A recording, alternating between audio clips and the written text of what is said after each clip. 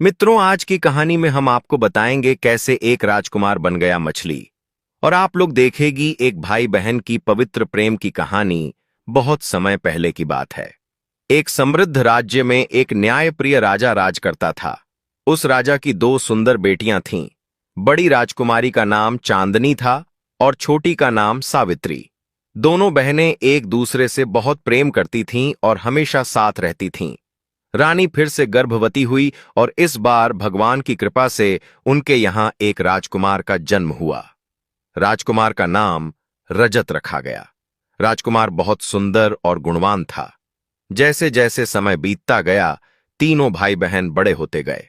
चांदनी और सावित्री अपने छोटे भाई से बहुत प्रेम करती थीं। वे उसकी हर इच्छा पूरी करने की कोशिश करतीं। रजत भी अपनी दोनों बहनों का बहुत सम्मान करता था। एक दिन रानी ने तीनों बच्चों से कहा, आज मैं तुम तीनों को एक बहुत ही खूबसूरत बगीचा दिखाने ले चलूंगी जो महल के पीछे है। तीनों बच्चे खुशी से उछल पड़े। रानी उन्हें एक अद्भुत बगीचे में ले गई जहां तरह तरह के फूल खिले हुए थे। गुलाब, चमेली, मोगरा, रातरानी और कई अन्य फूलों की सुगंध से बगीचा महक रहा था। बगीचे के बीच में एक सुंदर तालाब था जिसमें स्वच्छ पानी था। तालाब में कई सारे कमल के फूल खिले हुए थे, सफेद, गुलाबी और लाल। लेकिन तालाब के बिल्कुल बीच में एक अलग प्रकार का कमल था जो सुनहरे रंग का था और जिससे अजीब सी चमक निकल रही थी। राजकुमार रजत को वह सुनहरा कमल बहुत पसंद आया। उसने अपनी मां से पूछा, मां, यह सुनहरा कमल इतना अलग क्यों दिखता है? इससे इतनी चमक क्यों निकल रही है? रानी ने घबराकर कहा, बेटा, यह कोई साधारण कमल नहीं है। यह एक जादुई फूल है। इसे कभी भी छूना नहीं चाहिए। अगर कोई लड़का इसे छू लेता है तो वह हमेशा के लिए मछली बन जाता है, और जब तक उसकी बहन 15 साल तक पूरी तरह मौन व्रत नहीं रखेगी, वह वापस इंसान नहीं बन सकता। तीनों बच्चे डर गए। चांदनी ने कहा, मां, फिर तो यह फूल बहुत खतरनाक है। इसे यहां क्यों रखा गया है? रानी ने समझाया, बेटी, यह फूल हमारे राज्य की रक्षा करता है। इसकी वजह से हमारे राज्य में कभी अकाल नहीं पड़ता और हमेशा खुशहाली रहती है। लेकिन इसके साथ एक श्राप भी है जो मैंने तुम्हें बताया। सावित्री ने पूछा, मां, क्या सच में कोई लड़का इसे छूकर मछली बन सकता है? हां बेटी, यह बिल्कुल सच है। इसीलिए मैं तुम तीनों से वादा चाहती हूं कि तुम कभी भी इस कमल के पास अकेले नहीं जाओगे। और रजत, तुम इसे बिल्कुल भी मत छुओ, रानी ने सख्त आवाज में कहा। तीनों ने वादा किया। लेकिन राजकुमार रजत का मन उस सुनहरे कमल में ही अटका रहा। वह बार बार उसके बारे में सोचता। कुछ दिन बाद राजा और रानी किसी काम से बाहर गए। महल में सिर्फ तीनों बच्चे और सेवक थे। दोपहर के समय जब सब लोग आराम कर रहे थे, रजत का मन नहीं रुका। उसने सोचा कि बस एक बार जाकर उस सुनहरे कमल को देखता हूं, सिर्फ देखूंगा, छूंगा नहीं, उसने अपने आप से कहा। तालाब के पास पहुंचकर उसने देखा कि सुनहरा कमल पहले से भी अधिक खूबसूरत लग रहा था। उसकी सुनहरी पंखुड़ियों से निकलती चमक पूरे तालाब में फैल रही थी। रजत मंत्रमुग्ध होकर उसे देखता रहा। अचानक तेज हवा का झोंका आया और सुनहरा कमल हिलने लगा। ऐसा लग रहा था जैसे वह उसे अपनी तरफ बुला रहा हो। रजत की इच्छा हुई कि वह उसे छूकर देखे। उसने सोचा, सिर्फ एक बार छूने से क्या होगा? हो सकता है मां ने सिर्फ डराने के लिए कहा हो। जैसे ही उसने धीरे धीरे अपना हाथ कमल की तरफ बढ़ाया, एक तेज रोशनी निकली। देखते ही देखते राजकुमार रजत गायब हो गया। उसकी जगह तालाब में एक सुंदर सुनहरी मछली तैर रही थी। शाम को जब दोनों राजकुमारियां अपने भाई को खोजने लगीं, तो वह कहीं नहीं मिला। उन्होंने सारा महल छान मारा, सेवकों से पूछा, लेकिन किसी ने रजत को नहीं देखा था। परेशान होकर चांदनी और सावित्री बगीचे में गईं। तालाब के पास पहुंचकर उन्होंने देखा कि तालाब में एक नई सुनहरी मछली तैर रही थी, जो पहले वहां नहीं थी। चांदनी के मन में शक हुआ। उसने सावित्री से कहा, कहीं यह मछली रजत तो नहीं? दोनों बहनों की आंखों में आंसू आ गए। वे समझ गईं कि उनका भाई सुनहरे कमल को छूकर मछली बन गया है। वह सुनहरी मछली बार बार पानी की सतह पर आती और फिर अंदर चली जाती, जैसे अपनी बहनों से कुछ कहने की कोशिश कर रही हो। दोनों बहनें समझ गईं कि अब उन्हें 15 साल का मौन व्रत रखना होगा, तभी उनका भाई वापस इंसान बन सकेगा। लेकिन समस्या यह थी कि दोनों में से कौन मौन व्रत रखे। चांदनी ने आंसू पोंछते हुए कहा, सावित्री, मैं बड़ी हूं, इसलिए मैं मौन व्रत रखूंगी। तुम अपने माता पिता को समझाना कि भाई कहां गया है, लेकिन किसी को यह न बताना कि वह मछली बन गया है। सावित्री ने सिर हिलाकर सहमति दी। तब से चांदनी ने मौन व्रत शुरू कर दिया। वह बिल्कुल भी नहीं बोलती थी। जब राजा रानी शाम को लौटे और रजत को नहीं देखा तो वे बहुत परेशान हुए। रानी ने सावित्री से पूछा, बेटी, तुम्हारा भाई कहाँ है? सावित्री ने रोते हुए कहा, माता पिताजी, वह कहीं चला गया है। हमने उसे ढूंढा लेकिन कहीं नहीं मिला। राजा ने तुरंत सिपाहियों को हुक्म दिया कि रजत को हर जगह खोजा जाए। पूरे राज्य में उसकी तलाश शुरू हुई, लेकिन वह कहीं नहीं मिला क्योंकि वह तालाब में मछली के रूप में तैर रहा था। दिन बीतते गए। राजा रानी बहुत दुखी रहते। चांदनी का चुप रहना उनकी परेशानी बढ़ा देता था। डॉक्टर बुलाए गए, लेकिन कोई यह नहीं समझ पाया कि राजकुमारी अचानक बोलना क्यों बंद कर गई। चांदनी रोज तालाब के पास जाती और रजत को देखकर मन ही मन बात करती। वह सुनहरी मछली को दाना डालती और उसके सिर को प्यार से सहलाती। मछली भी अपनी बहन को पहचानती और हाथ के पास आ जाती। सावित्री भी रोज अपनी बड़ी बहन के साथ तालाब के पास जाती। वह चांदनी से बात करती रहती और उम्मीद करती कि वह कुछ जवाब दे, लेकिन चांदनी सिर्फ इशारों में बात करती। साल बीत गए, 5 साल, फिर 10 साल। चांदनी अब एक सुंदर युवती बन गई थी, लेकिन अभी भी चुप थी। सावित्री भी बड़ी हो गई और अब वह राज्य के कई कामकाज में अपने पिता की मदद करने लगी। एक दिन पास के राज्य के राजा अपने बेटे वीरेंद्र के साथ आए। वीरेंद्र सुंदर, बुद्धिमान और वीर था। जब उसकी नजर चांदनी पर पड़ी तो वह उसके सौंदर्य को देखकर मोहित हो गया। वीरेंद्र ने अपने पिता से कहा, पिताजी, मैं चांदनी से विवाह करना चाहता हूं। दोनों राजाओं ने यह मंजूर कर लिया।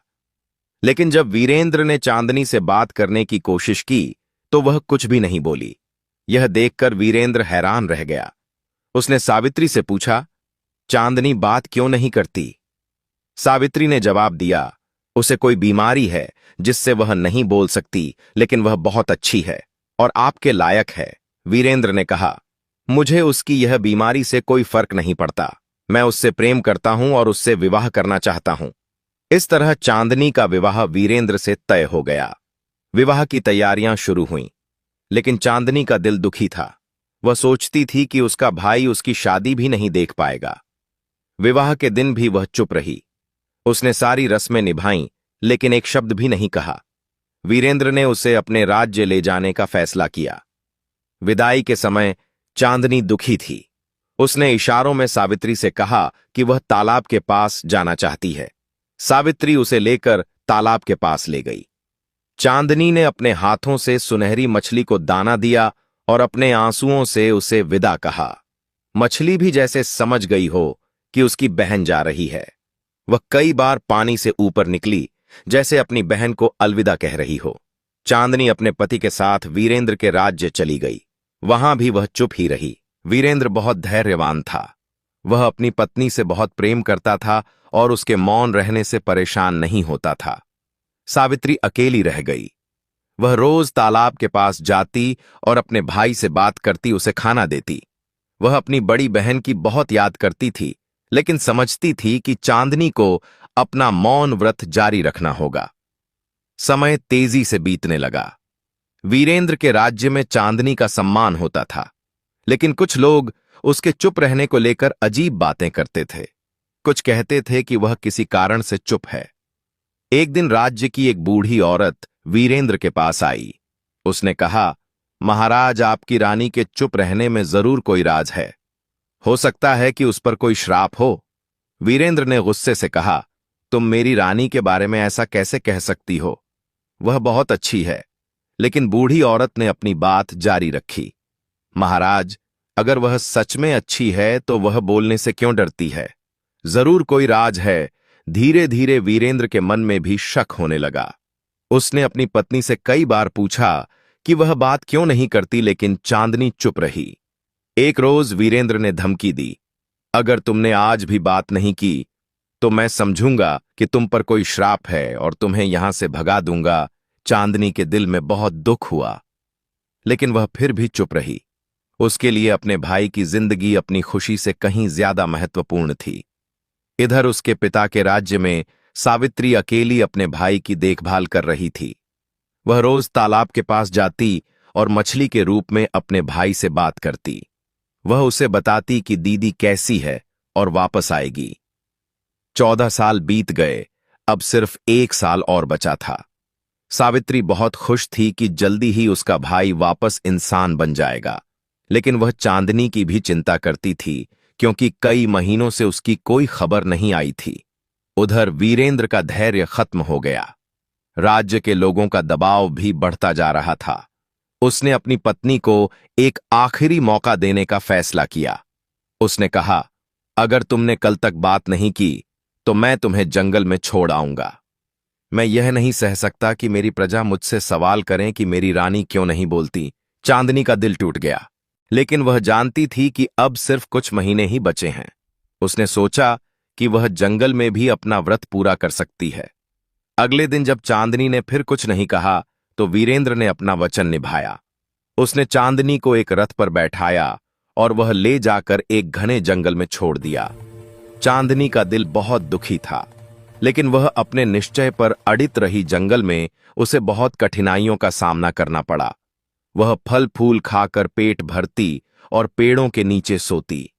जानवरों से डर भी लगता था, लेकिन वह अपने भाई के लिए सब कुछ सहन करने को तैयार थी। इधर जब सावित्री को पता चला कि उसकी बड़ी बहन को जंगल में छोड़ दिया गया है तो वह बहुत परेशान हो गई, लेकिन कुछ नहीं कर सकती थी, क्योंकि उसे नहीं पता था कि चांदनी कहाँ है।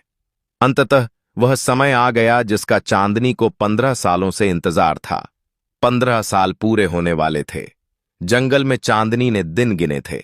उसे पता था कि आज उसके व्रत के 15 साल पूरे होंगे। उसी दिन सावित्री भी तालाब के पास बैठी अपने भाई का इंतजार कर रही थी। ठीक सूर्यास्त के समय जब 15 साल पूरे हुए, तालाब में एक तेज रोशनी निकली। सुनहरी मछली अचानक गायब हो गई और उसकी जगह राजकुमार रजत खड़ा था। सावित्री खुशी से चिल्ला पड़ी, भाई तुम वापस आ गए। रजत अपनी बहन को देखकर बहुत खुश हुआ। उसने सावित्री को गले से लगाया। राजकुमार ने पूछा, सावित्री, चांदनी दीदी कहाँ हैं? मैं उन्हें धन्यवाद देना चाहता हूं कि उन्होंने मेरे लिए 15 साल तक मौन व्रत रखा। सावित्री ने आंसू भरी आंखों से सारी कहानी सुनाई कि कैसे चांदनी की शादी हुई और कैसे उसे जंगल में छोड़ दिया गया। रजत को बहुत दुख हुआ। उसने कहा, मेरी दीदी ने मेरे लिए इतना कष्ट सहा और मैं यहां मछली बनकर तालाब में तैर रहा था। मुझे उन्हें ढूंढकर वापस लाना होगा। सावित्री ने कहा, भाई, लेकिन वह कहां होंगी? जंगल बहुत बड़ा है। रजत ने कहा, चिंता मत करो, मैं उन्हें जरूर ढूंढूंगा। पहले मैं माता पिता से मिलूंगा, फिर दीदी की तलाश में निकलूंगा। राजा रानी अपने बेटे को वापस देखकर बहुत खुश हुए। वे 15 सालों से उसकी तलाश कर रहे थे। जब रजत ने उन्हें सारी सच्चाई बताई तो वे चांदनी के त्याग को सुनकर बहुत भावुक हुए और साथ ही दुखी भी। रानी ने आंसू भरी आंखों से कहा, हे भगवान, मेरी बेटी ने इतना कष्ट सहा, हमें उसे जल्दी ढूंढना चाहिए।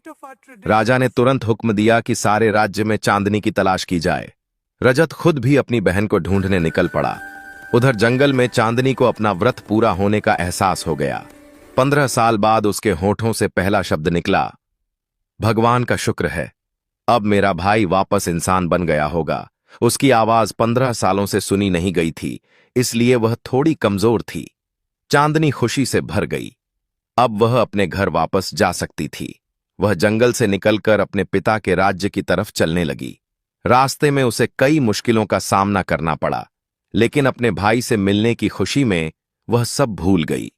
जब चांदनी अपने राज्य की सीमा के पास पहुंची तो उसे कुछ सिपाही मिले जो राजकुमारी की तलाश में निकले थे। सिपाहियों ने जब उसे पहचाना तो वे बहुत खुश हुए और बोले, राजकुमारी जी, आप कहां थीं? महाराज और महारानी आपकी बहुत तलाश कर रहे थे, एक सिपाही ने कहा। चांदनी मुस्कुराई और बोली, मैं ठीक हूं। तुम मुझे जल्दी महल ले चलो, मुझे अपने भाई बहन से मिलना है। सिपाही हैरान रह गए कि राजकुमारी बोल रही हैं। 15 सालों बाद उन्होंने पहली बार राजकुमारी को बोलते सुना था। जब चांदनी महल पहुंची तो उसका स्वागत बहुत धूमधाम से हुआ। राजा, रानी, रजत और सावित्री सभी उससे मिलकर रो पड़े। रजत ने अपनी बहन के पैर छुए और कहा, दीदी, आपने मेरे लिए जो कुछ भी किया है उसके लिए मैं जिंदगी भर आपका ऋणी रहूंगा। आपने 15 साल तक मौन रहकर मेरी जान बचाई। चांदनी ने अपने भाई को गले लगाकर कहा, भाई, यह कोई बड़ी बात नहीं है।